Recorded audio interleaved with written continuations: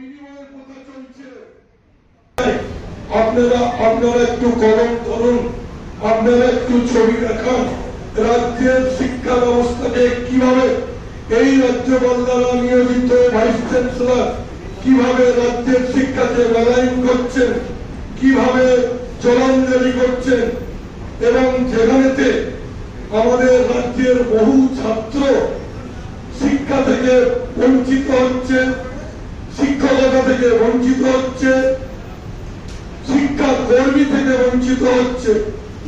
ওনাদের যেটা কাজ ছিল বিশ্ববিদ্যালয়ে সেটা মনিটরিং করা, সেই মনিটরিং করা হচ্ছে, আমাদের কলেজগুলোকে অ্যাপ্লিকেশন দেওয়া হচ্ছে না এবং সেখানে আমাদের যেতে হচ্ছে কোর্টে গিয়েও তারা সেখানে একটা এর মধ্যে পড়ছে এবং কিছু কিছু কলেজ যারা পেয়েছেন কোর্টের মাধ্যমে পেয়েছেন আমাদের এখানে বসে আছেন আমাদের মিঠুন ভাই, কিন্তু লড়াই করে সেই কোর্ট থেকে তার অ্যাপ্লিকেশন নিয়েছে। আমাদের আরো পিছনে বসে আছেন যারা প্রত্যেকেই কিন্তু কোর্টের থেকে করেছেন। আমার বক্তব্য প্রত্যেকটা জিনিস একটু মানবিকতার সহিত দেখা উচিত। সেই জায়গাটা থেকে আমরা বঞ্চিত হচ্ছি, কারণ আমরা কি আমরা কি বিজেপি সরকারের পক্ষে নই বলে, আমরা তৃণমূলের পক্ষে বলেই কি এটা আমাদের উপরে হচ্ছে?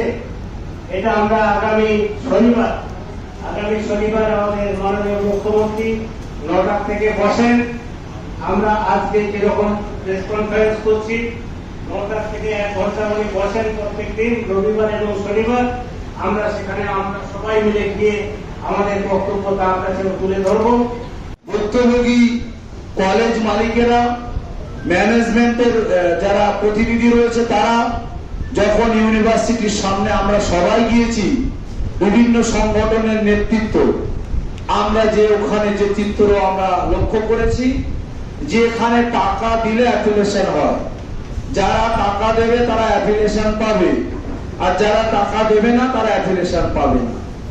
তখন আমাদের মনে হয়েছে যে রাজ্যের যে 25-30 হাজার শিক্ষার্থী যারা বাবা সাহেব আম্বেদকর এডুকেশন ইউনিভার্সিটির ওয়েবসাইট দেখে বিভিন্ন কলেজে ভর্তির জন্য টাকা দিয়েছে, কেউ 20,000 টাকা দিয়েছে, কেউ 30,000 দিয়েছে, কেউ 50,000 অ্যাডভান্স দিয়ে তারা ভর্তি হয়েছে। ভর্তির পরে তারা বুঝতে পারছে যে সেই তাদের যে কলেজে তারা ভর্তি হয়েছে সেই কলেজ তাদের অ্যাফিলিয়েশন ইউনিভার্সিটি বন্ধ করেছে। দীর্ঘদিন ধরে অত্যাচার সহ্য করতে করতে আমরা এই গণতান্ত্রিক যে আমাদের আন্দোলন বা গণতান্ত্রিক আমাদের বলার যে ভাষা তার কাছে আমরা এসেছি, যা যা আমাদের প্রতিকার এনে দেবে তার আশায় আমরা 2023-এর আগস্ট মাসের পরবর্তী অধ্যায় থেকে আমাদের আন্দোলনকে চালিয়ে যাচ্ছি এবং সেই আন্দোলন এখনো পর্যন্ত চলছে কিছু আমাদের কলেজগুলোকে বাঁচানোর আশায়। আমরা সেলফ ফিনান্স বিএড কলেজ, যেখানে কলেজের অর্থটা আসে ছাত্ররা ভর্তি হলে, ছাত্র ভর্তি হয়, সেখান থেকে অর্থ জেনারেট হয়, সেই অর্থ আমাদের আমাদের মাস্টারমশাইদের মধ্যে আমরা দেই, আমাদের ইনফ্রাস্ট্রাকচার ডেভেলপমেন্টে কাজে লাগাই এবং আমরা কলেজটাকে এগিয়ে নিয়ে যাই। আমরা আবেদন করছি রাজ্য সরকারের বিভিন্ন এজেন্সি দিয়ে প্রয়োজনে বিশ্ববিদ্যালয়কে সঙ্গে নিয়ে রাজ্যের যতগুলি সেলফ ফিনান্স কলেজ আছে তাদের পরিকাঠামোগুলো তদন্ত করা উচিত, কারণ বহু কলেজের পরিকাঠামো সঠিক নেই।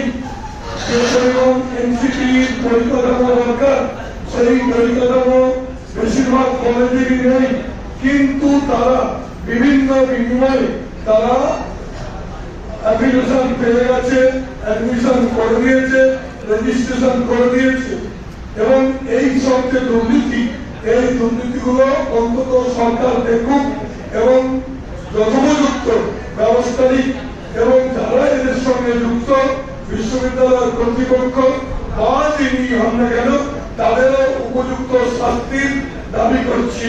দুর্নীতির চক্রবুদ্ধে যুক্ত হয়েছে তার বিরুদ্ধে আমাদের একটা প্রতিবাদ, কারণ রাজ্য সরকার চাইছেন যে দুর্নীতিমুক্ত শিক্ষা এবং শিক্ষা প্রতিষ্ঠান হোক। আমরা ইতিমধ্যেই দেখেছি নেট এবং নিট দুটোই দুর্নীতির সঙ্গে যুক্ত হয়েছে। কোনোভাবেই এই বিএড কলেজগুলো দুর্নীতি মুক্ত করতে চাই, কারণ বিএড বিশ্ববিদ্যালয়ের কর্তৃপক্ষ অ্যাফিলিয়েশন, অ্যাডমিশন, রেজিস্ট্রেশন এবং পরীক্ষা ব্যবস্থাকে এমনভাবে কলুষিত করে ফেলেছে যেটা আমাদের কোনোভাবেই ওই নীল নেটের চেয়ে কম নয়। রাজ্য সরকার চাইছে যে কোনোভাবেই হোক এই শিক্ষা প্রতিষ্ঠানগুলোকে দুর্নীতিমুক্ত করে আগামী প্রজন্মের যারা শিক্ষক তৈরি হবে তারা যেন সঠিকভাবে ছাত্রদের শিক্ষা দেয়। এইটাই হচ্ছে রাজ্য সরকারের মূল কাম্য। আমরাও চাই যে শিক্ষা প্রতিষ্ঠানগুলো সুস্থ স্বাভাবিকভাবে চলুক এবং যে কোনো মূল্যেই হোক শিক্ষার্থীরা যেন শিক্ষা প্রতিষ্ঠানে আসে এবং তার পরিকাঠামো যেন সঠিক হয়। বিশ্ববিদ্যালয়ে কোনোভাবেই পরিকাঠামো না দেখে এবং শিক্ষকদের উপযুক্ত প্রমাণপত্র না দেখে প্রতিষ্ঠানে না গিয়ে শুধুমাত্র কাগজ যাচাই করে অর্থের বিনিময়ে অ্যাফিলিয়েশন এবং অ্যাডমিশন করাচ্ছে। এটাই ছিল আমাদের দীর্ঘদিনের প্রতিবাদ। আমরা বলেছিলাম যে বিশ্ববিদ্যালয় কর্তৃপক্ষ একটা প্রক্রিয়ার মধ্যে দিয়ে শিক্ষক নিযুক্ত করুক এবং যে সমস্ত শিক্ষালয়গুলো আছে সেখানের পরিকাঠামোগুলোও যাচাই করা হোক। শুধু নথি দিয়ে বা কাগজ দিয়ে নয়, বিশ্ববিদ্যালয় তার উল্টো করলো। শুধুমাত্র কিছু এডিটিং কাগজ, ইয়ারসি list, bank statement, fire certificate, বিভিন্ন রকম এডিটিং করে তারা কিন্তু বিশ্ববিদ্যালয়ের কাছ থেকে তারা অ্যাফিলিয়েশন এবং অ্যাডমিশন নিয়েছে এবং সেখানে লক্ষ লক্ষ টাকার বিনিময়ে। এবং যারা পরিকাঠামো ঠিক করেছে, যারা চাইছে সঠিকভাবে চালাতে, তাদেরকে যে কোনো মূল্যেই হোক তাদের কলেজগুলোকে আটকাতে হবে। হয় চিঠির মধ্য দিয়ে, নাহলে আইনের মধ্য দিয়ে আটকাচ্ছে। কিছু অসাধু লয়ার রয়েছে বিশ্ববিদ্যালয়ে, তারা প্রতিনিয়ত বিশ্ববিদ্যালয়কে কলুষিত করছে এবং দীর্ঘদিন ধরে এর একটা চক্র চলছে, যারা প্রতিনিয়ত এইটাই কাজ, যে কোনো মূল্যে কলেজগুলোকে আটকে দিয়ে সেখানে বিনিময় প্রথা এইটা বলা। আপনারা দেখবেন যাতে করে আগামী দিনে অন্তত শিক্ষা প্রতিষ্ঠানগুলো অন্তত দুর্নীতিমুক্ত হয় এবং যারা এর সঙ্গে যুক্ত কর্তৃপক্ষ তাদের রাজ্য সরকার যেন উপযুক্ত শাস্তির ব্যবস্থা করে। এবং আমরা মহামান্য রাজ্যপালের কাছেও বলবো যে এই ভাইস চ্যান্সেলরের অবিলম্বে তাকে পদত্যাগ করানো উচিত। তিনি যেভাবে যুক্ত হয়েছে আমাদের প্রত্যেকের কাছে সেই নথি আছে যে কিভাবে তারা টাকা ইনকাম করেছে এবং কোর্টের কাছে কিভাবে কলেজ আটকানোর জন্য টাকা ব্যয় করেছে।